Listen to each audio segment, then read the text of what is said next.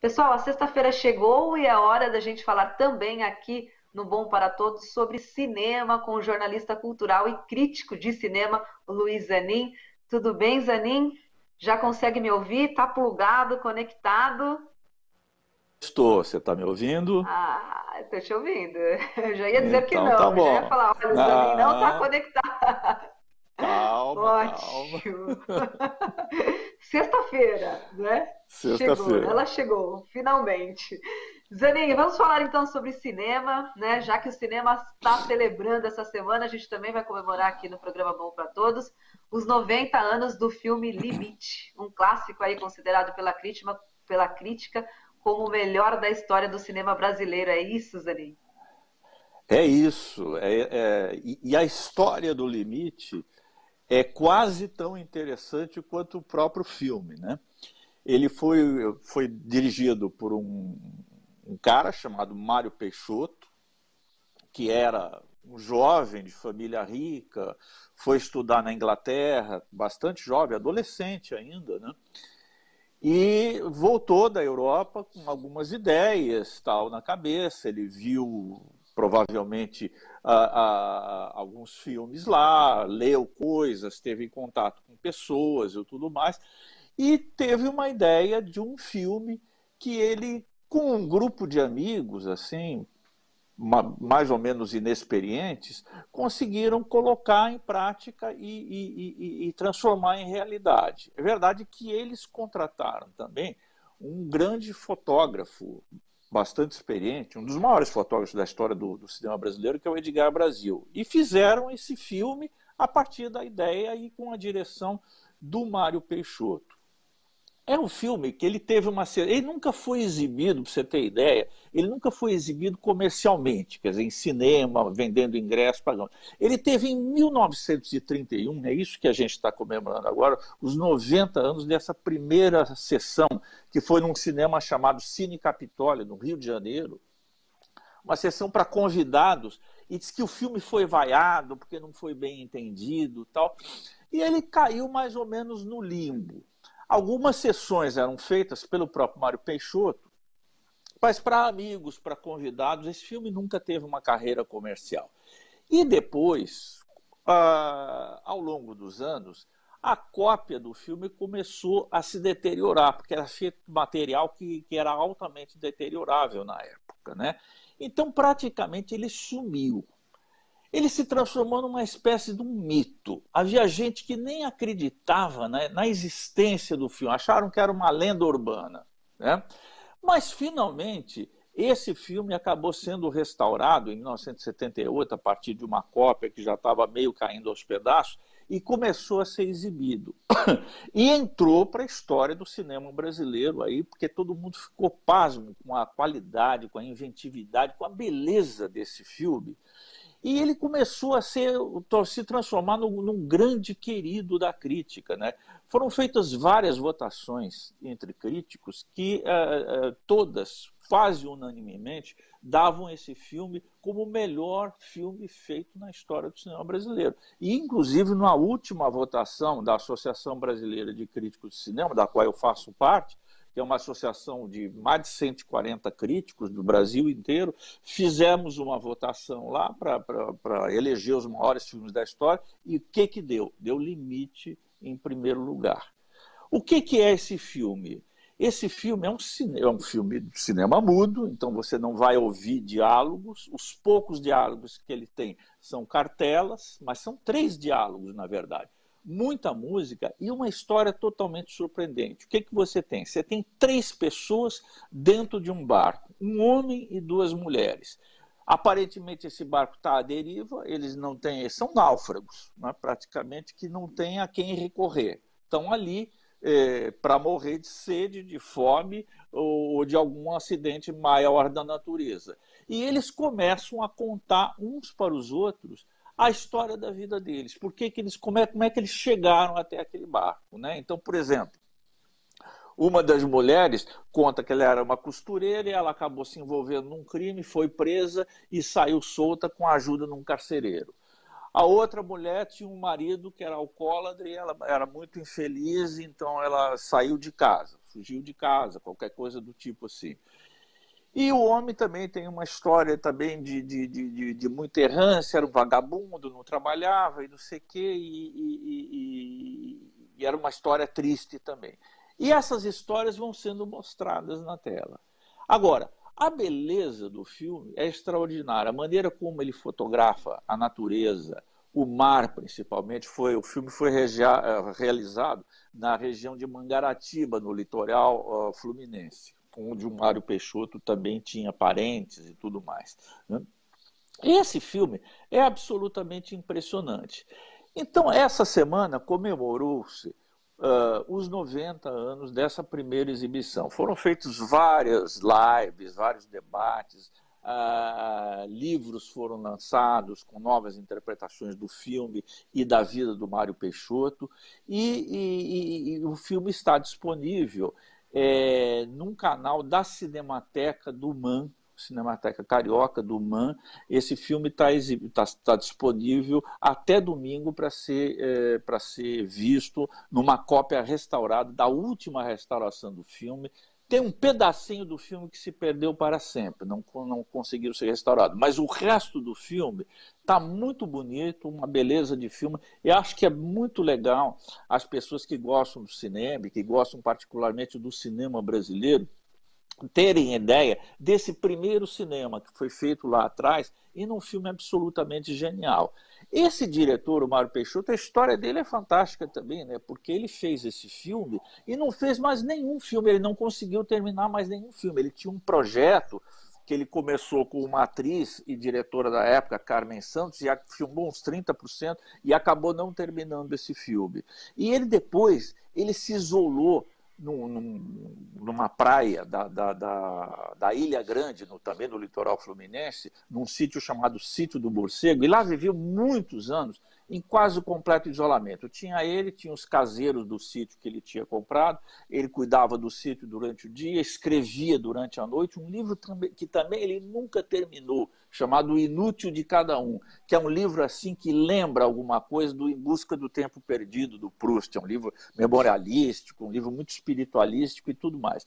Enfim, todas as circunstâncias que cercam esse filme, do filme em si, ao autor dele, e o ambiente em que ele faz esse filme, ele cria esse filme, tem essa ideia, tudo isso é muito interessante. Então, eu recomendo que as pessoas que gostam do cinema brasileiro, do cinema mundial na contemporaneidade, façam essa viagem a um passado de 90 anos atrás e vejam o grau de inventividade que já era possível. Um rapazote inexperiente que tinha 21 anos de idade quando fez esse filme. É uma coisa absolutamente impressionante e é uma experiência muito legal de se fazer.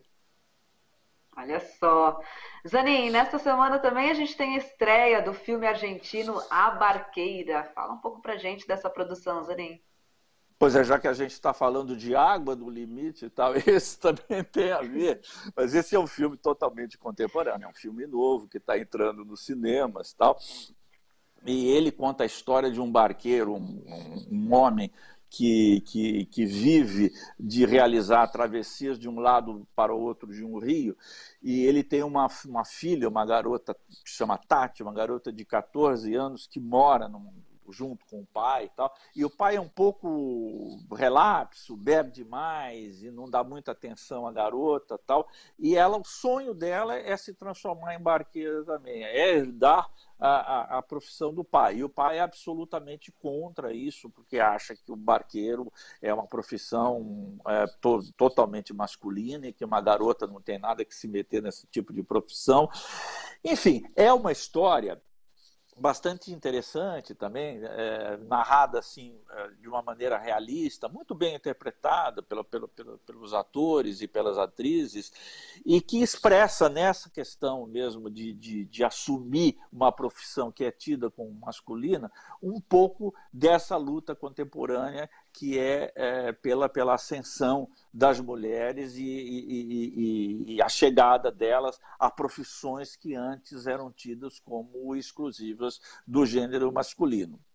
O filme tematiza um pouco isso, nesse caso em particular, e é um filme bastante bacana. Um filme bastante simples, na verdade, e que tira um pouco, viu, Naama, porque a gente está acostumado com o cinema argentino, que chega até nós, pelo menos o cinema argentino que chega até nós, como aquele cinema dos dramas de classe média, um cinema bastante urbano, quase todo ele ambientado em grandes cidades, particularmente em Buenos Aires e tudo mais. E esse filme ele destoa desse clichê associado ao cinema argentino que nós temos, e ele vai para uma região do interior, uma região campestre e tal, e ambienta a sua história lá. É um filme que eu recomendo, um filme bastante bacana. É dirigido por uma diretora, né? e que parece bastante talentosa também, né? E é um filme assim que tem essa característica da simplicidade como um fator eficaz para a obra. Maravilha! Agora vamos falar do filme dinamarquês Holiday. Quais são os seus destaques desse filme? Falando sobre o brasileiro, a Argentina, agora falando sobre o Holiday.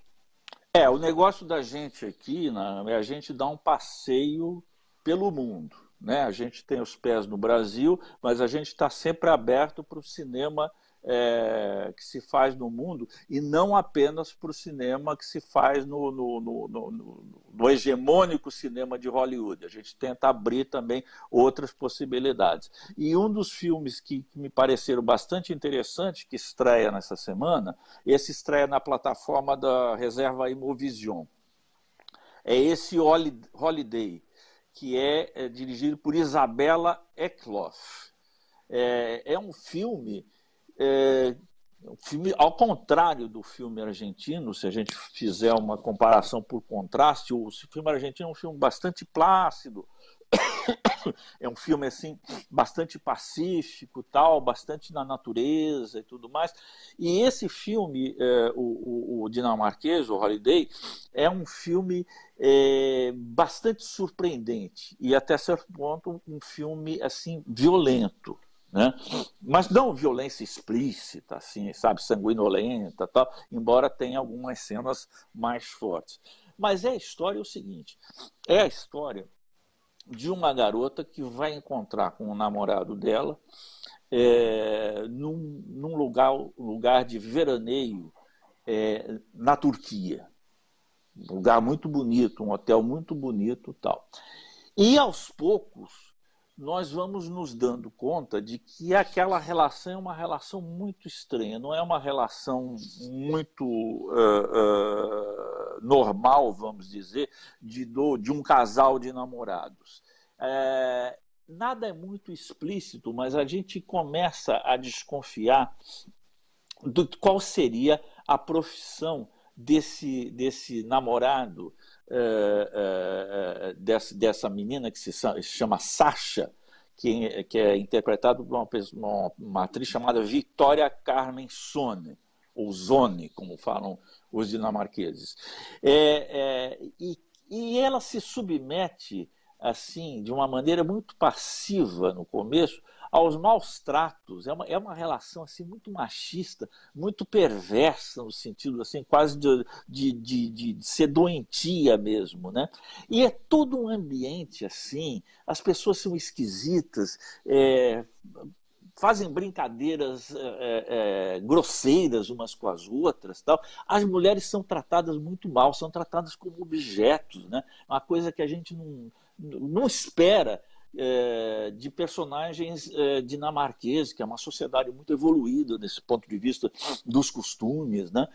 E tudo vai criando uma sensação de mal-estar em que a verdade, a realidade das coisas vai aparecendo aos poucos. Eu não quero entregar muito da história para não estragar a surpresa das pessoas que desejam ver os filmes. Mas é um filme bastante perturbador. Eu te confesso que eu estava vendo o filme e logo nos primeiros momentos, nos primeiros 10, 15 minutos, assim, foi me dando uma certa sensação de mal-estar e eu fiquei me perguntando, mas por que esse filme está me causando essa sensação de mal-estar? É o seguinte, porque a diretora tem essa habilidade de criar uma expectativa de que algo de ruim vai acontecer. E você fica esperando esse algo de ruim acontecer. E não acontece. E não acontece. E o filme tem a técnica de criar em você essa tensão desse pior que está esperando o destino dos personagens no horizonte, assim. E mais eu não vou falar, eu só vou chamar a atenção de que é uma maneira muito hábil, muito boa do ponto de vista técnico, de cinematográfico mesmo, de manipulação da linguagem do cinema, de você criar essa sensação de tensão, de suspense, sem nenhum tipo de apelação, sem, né, aquelas apelações manjadas de você botar uma música assim, meio esquisita na trilha sonora, ou de você dar sustos desnecessários aos personagens. Não, nada disso. É uma tensão que vai sendo criada e você não sabe muito bem de onde vem. Agora, é um filme que, nas entrelinhas dele, é um filme que é muito crítico à relação de machismo em relação às mulheres. Sabe? Então, ele é um filme que tem um conteúdo muito interessante também. Vale a pena, viu? Mas, ó, agora eu quero saber de você sobre as suas análises sobre Onde Está Meu Coração, porque esse aí está na minha fila aqui e eu quero muito acompanhar. Olha, acompanha porque aí é uma minissérie, 10 capítulos, está na Globoplay, e é uma minissérie bastante interessante. Ela põe assim como personagem principal a Amanda, que é interpretada pela Letícia Collin, que é uma médica jovem, vinda de uma família de classe alta, e que se torna viciada em crack, dependente química de uma das drogas assim, mais destrutivas que existem, que é o crack. E a minissérie mostra o drama dessa moça, né? Que é uma médica brilhante, é uma médica em começo de carreira, uma médica brilhante, muito idealista, mas que começa a usar de forma recreativa o crack e quando ela vê, ela já não tem mais controle sobre o uso da droga. E é todo o drama da família. Ela é filha de um médico também muito bem sucedido, que é o Davi, que é interpretado pelo Fábio Assunção. A mãe é a Sofia, que é uma mulher que trabalha tem algum cargo no Porto de Santos, aqui da cidade de onde eu estou falando para vocês. Então, a cidade de Santos aparece muito na minissérie também, né? Ela tem uma irmã, a Amanda, que é uma moça chamada Júlia, que é interpretada pela Manu Morelli, que é uma pessoa muito religiosa, um pouco rígida, né? Enfim, é descrito esse drama familiar. Né? É drama familiar de uma pessoa que perdeu o controle sobre o uso de uma substância química. Né? E como isso a leva ao desespero e leva assim, a família inteira para uma crise enorme e que vai sendo desdobrada ao longo de 10 capítulos. O que eu gostei muito dessa minissérie foi a maneira totalmente não moralista, realista e não moralista, como aborda um problema como a dependência química. A gente está acostumado, às vezes, a ver em produções e ver na sociedade assim, uma maneira bastante assim, moralista, que tende a culpabilizar o usuário, que tende a buscar soluções apenas policiais e escapa para as pessoas que se trata de um problema de saúde pública. Né? O uso de drogas se trata de um problema de saúde pública, que essas pessoas precisam ser ajudadas, né? Precisam receber tratamento médico e não devem ser criminalizadas e muito menos discriminadas e perseguidas por pessoas moralistas e pessoas que gostam de julgar os outros se achando melhor do que eles. Né? Então, eu acho que é uma maneira bastante humana de tratar essa questão das drogas, mostrar os problemas que ela pode trazer, a crise enorme que ela traz para dentro de uma família, as tentativas que a pessoa faz, que a pessoa que é vítima desse mal faz para dominar e para se livrar desse problema, né? A dificuldade disso, quer dizer, nada, nenhum dos malefícios é escondido jamais. E outra coisa que eu gostei bastante também foi do elenco, sabe? Eu acho que o elenco está muito bem, a começar pela Letícia Collin, que faz a menina, a Amanda, essa médica, né? Ela tem assim, um papel assim, de entrega total. Para vocês terem ideia, numa determinada circunstância, ela vai para Cracolândia e se perde completamente.